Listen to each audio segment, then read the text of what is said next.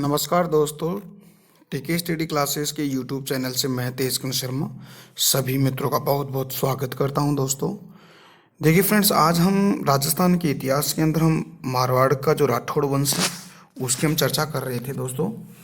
और इस मारवाड़ के राठौड़ वंश के बारे में दोस्तों हमने बात की है राव सिंहा, जिसने 1250 से लेकर 1273 तक उसने शासन किया।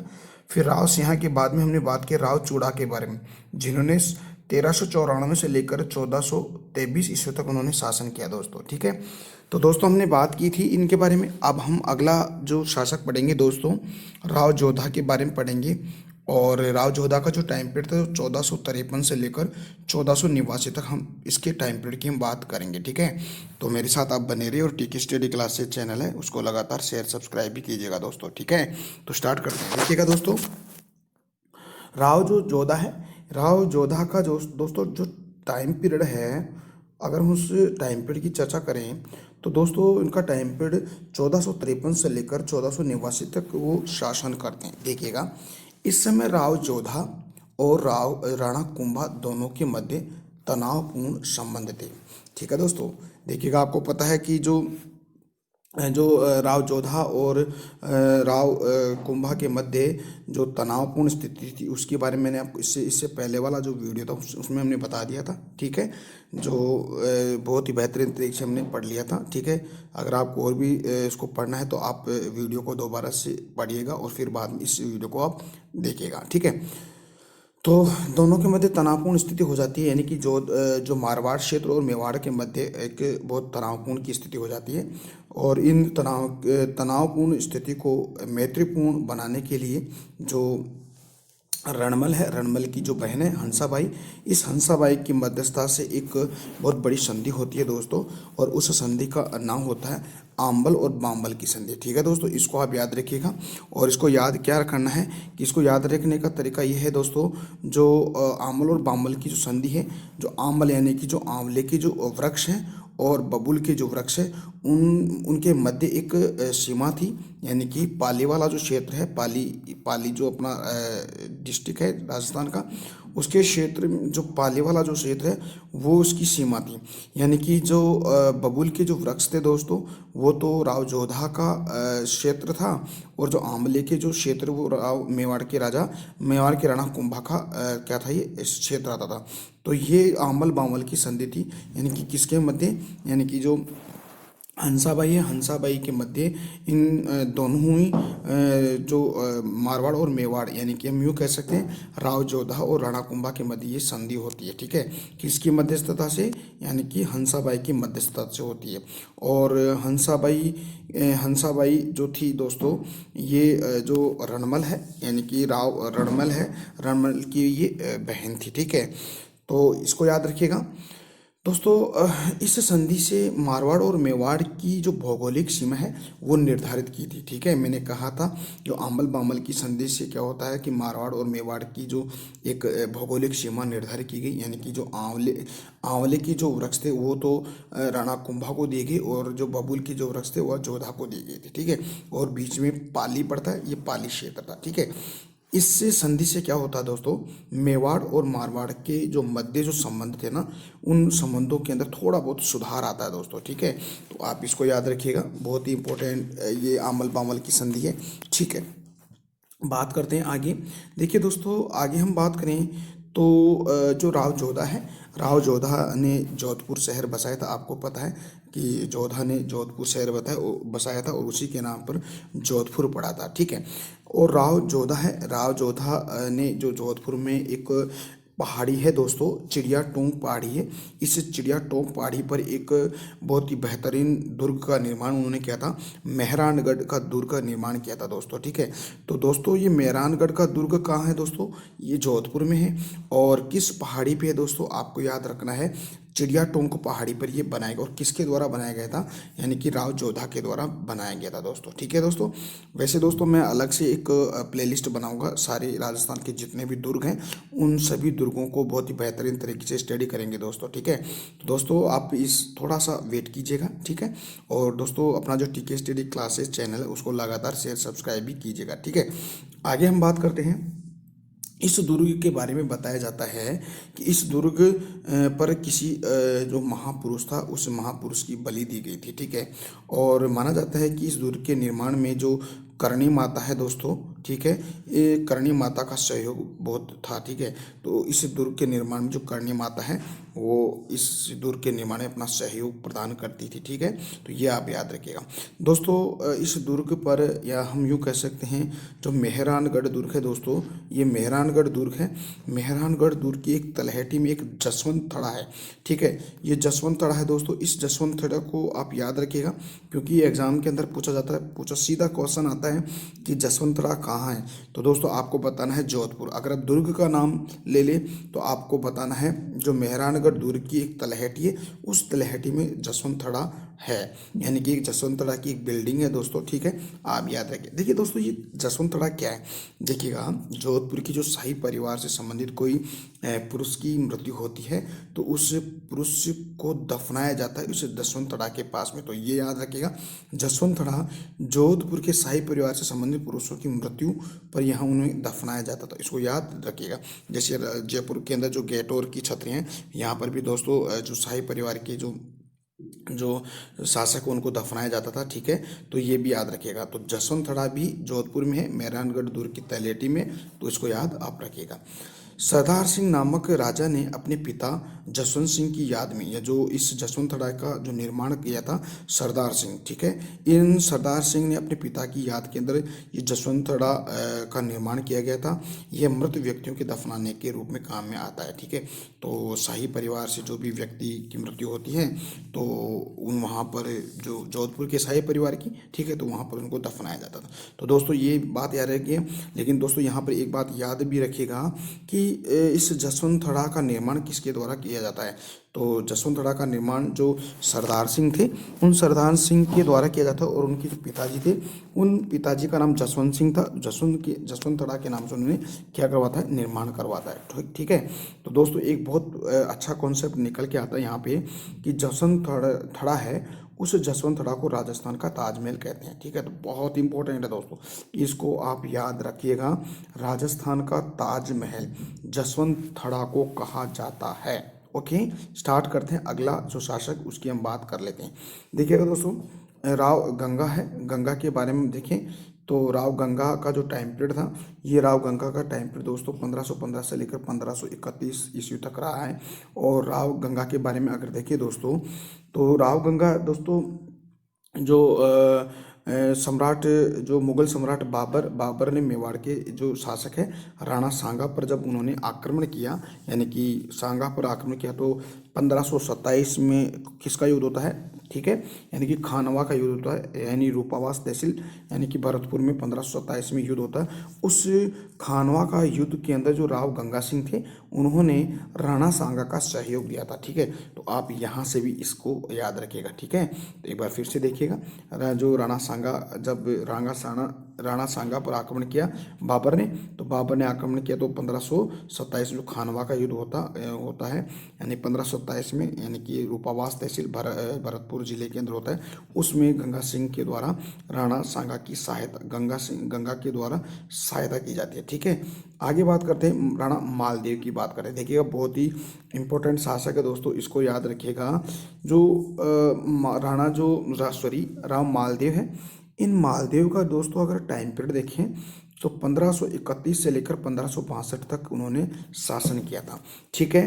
देखिएगा, जो राम मालदेव है, मालदेव को दोस्तों मारवाड़ का पितृहंता कहा जाता है। ये सबसे इम्पोर्टेंट है, देखिएगा, मारवाड़ का पितृहंता किस शासक को कहा जाता है, राव मालदेव को। दोस्तों क्यों कहा जाता है, ठीक है, यानी कि राव मालदेव ने अपने जो पिताजी थे, यानी कि पिताजी के जीवन के अंतिम समय में अपने पिता यानी कि राव गंगा की जो हत्या उन्होंने कर दी जाती है। और हत्या किस प्रकार की जाती है दोस्तों, उन्होंने जो राजमहल की खिड़की थी वहाँ से उनको गिरा दिया जाता है, और राव गंगा की दोस्तों क्या हो जाती है, मृत्यु हो जाती है।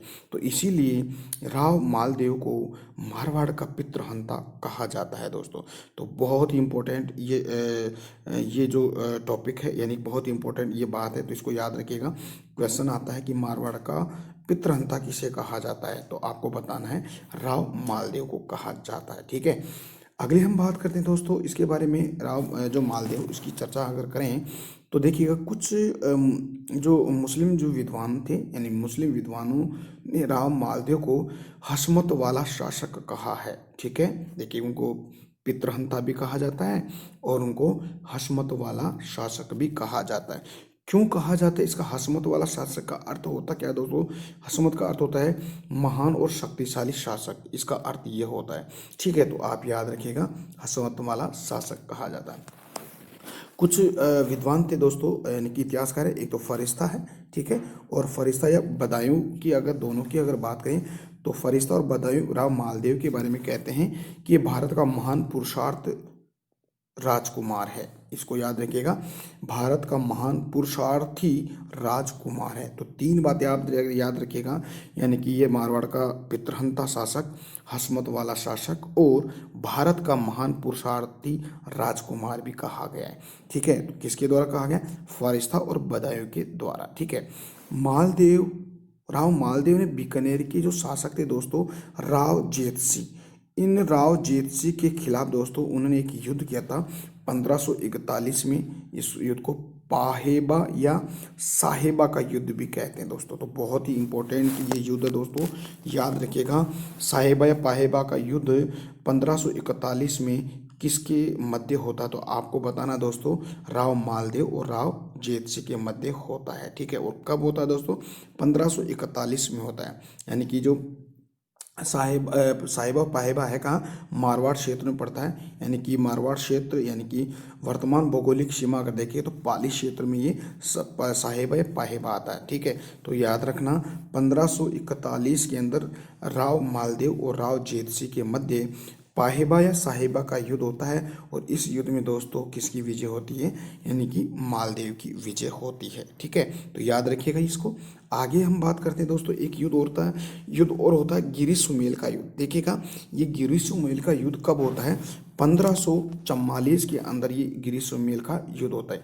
क्यों होता है दोस्तों? देखिएगा, आपको पता है मुगल, भारत पर मुगलों का आक्रमण था, सॉरी, भारत में मुगलों का साम्राज्य था उस वक्त। यानी कि आपको पता है 1540 से लेकर 1555 के मध्य एक भारत पर एक निर्णायक युद्ध के माध्यम से सूर्यवंश का साम्राज्य स्थापित हो जाता है। ठीक है, तो आपको पता है दोस्तों, हुमायूं और जो शेरशाह सूरी है उनके मध्य दो युद्ध होते हैं। देखिए कौन कौन से युद्ध होते हैं? एक तो 1539 और एक 1540। ठीक है, यानी कि 1539 में चौसा का युद्ध होता है दोस्तों, और 1540 के अंदर यानी कि बिलग्राम का, या हम यूँ कह सकते हैं कि कन्नौज का युद्ध होता है दोस्तों। ठीक है, तो आप इस युद्ध को कन्नौज का युद्ध भी कह सकते हो, बिलग्राम का युद्ध।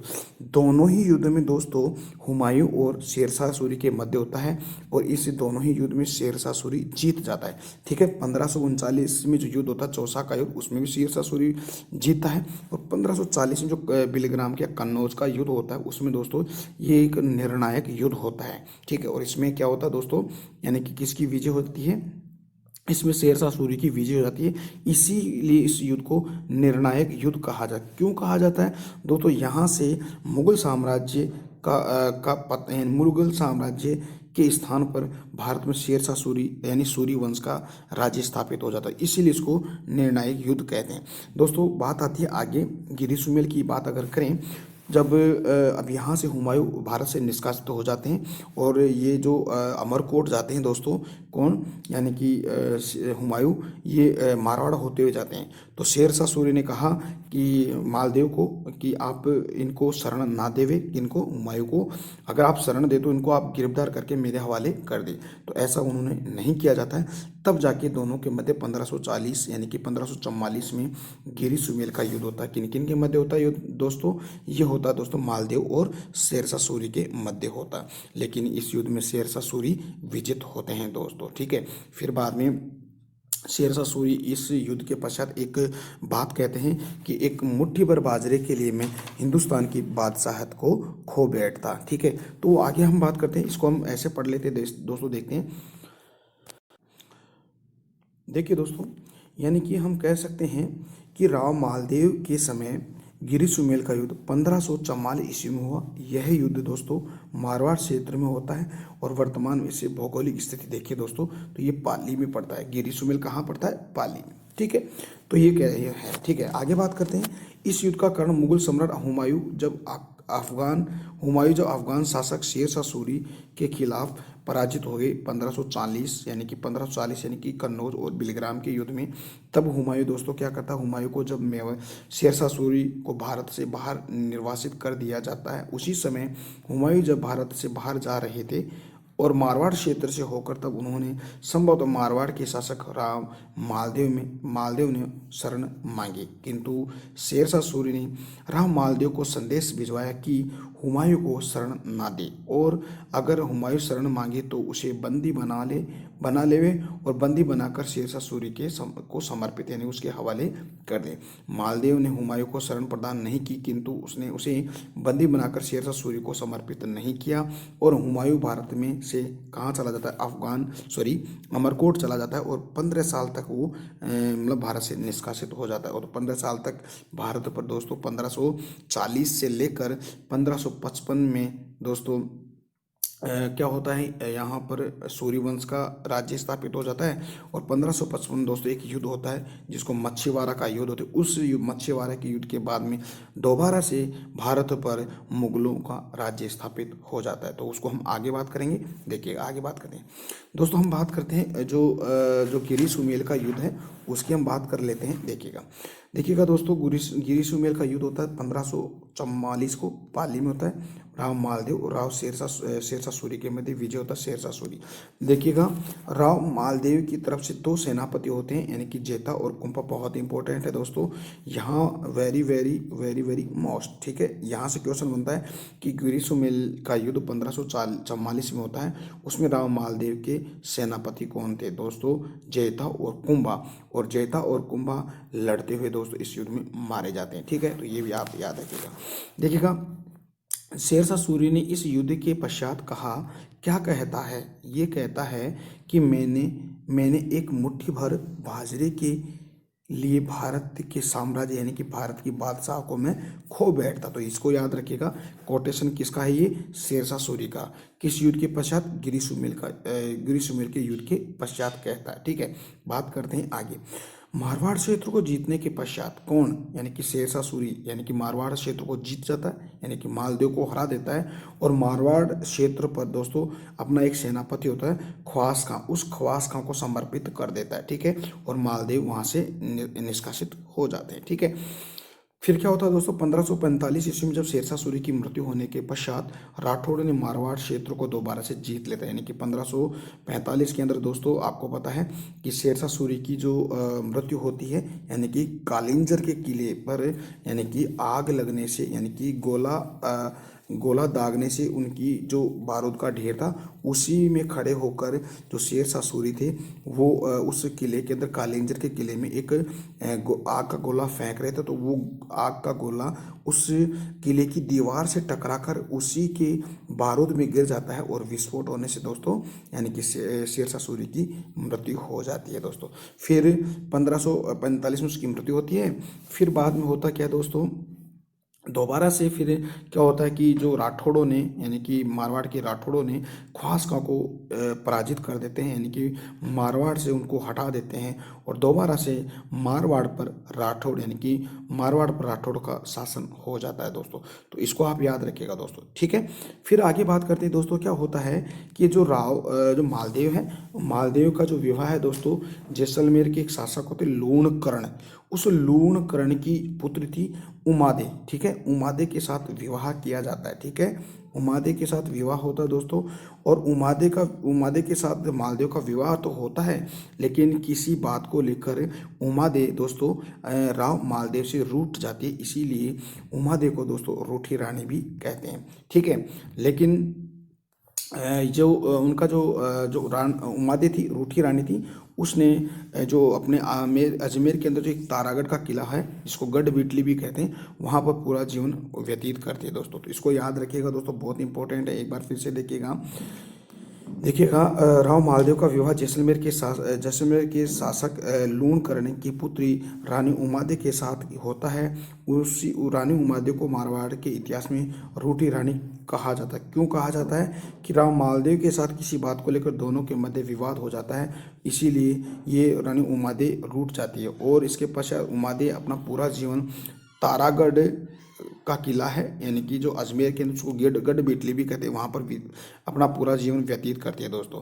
तो आपको दोस्तों एक क्वेश्चन है आपके लिए, तारागढ़ का एक किला और है, वो कौन से राजस्थान के कौन से जिले में? ठीक है, तो दो तारागढ़ के किले हैं, एक तो तारागढ़ का किला अजमेर में और एक कहाँ पे कौन से जिले में, वो आपको बताना है दोस्तों। तो दोस्तों आज का वीडियो कैसा लगा, उम्मीद करता हूँ अच्छा लगा। तो फिर हम कल मिलते हैं नेक्स्ट टॉपिक के साथ। नमस्कार।